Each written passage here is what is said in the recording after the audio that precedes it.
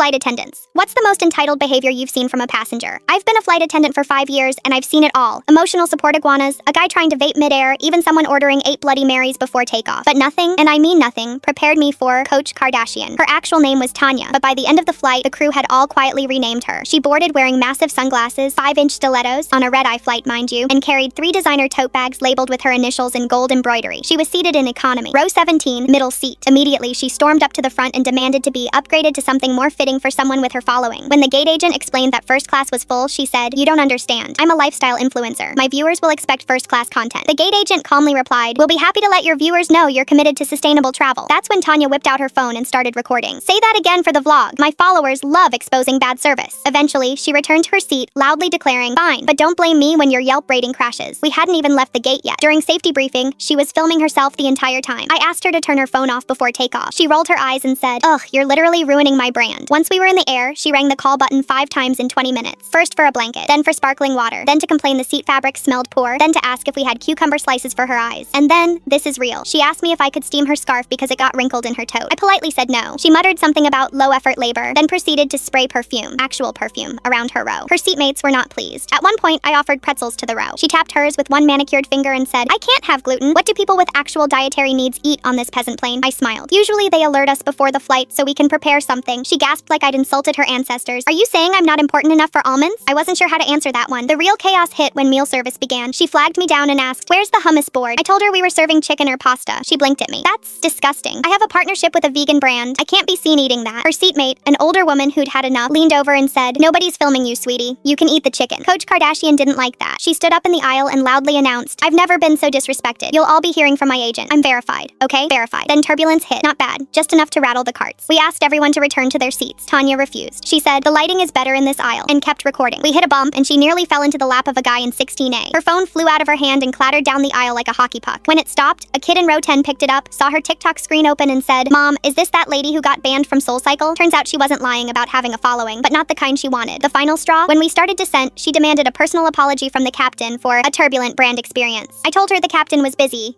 flying the plane. She said, "That's not an excuse. I'm tagging your airline." Upon landing, she tried to stand while we were still taxiing. When I told her to sit down, she snapped, "I'm an influencer. I'll stand when I want." Cue the flight marshal in row 2 standing up, badge and all, and calmly saying, "Ma'am, I influence federal air safety. Sit down." She froze, didn't say another word. When we deplaned, she stormed off muttering about PR damage and lawsuits. But karma had one last trick. At baggage claim, her designer tote burst open. And just like that, out spilled a pile of knockoff handbags, crumpled brand collab pitch sheets, and a ring light with a broken stand. A little girl picked up one of the bags and said, "Mommy, why does it say Channel instead of Chanel?" Her seatmate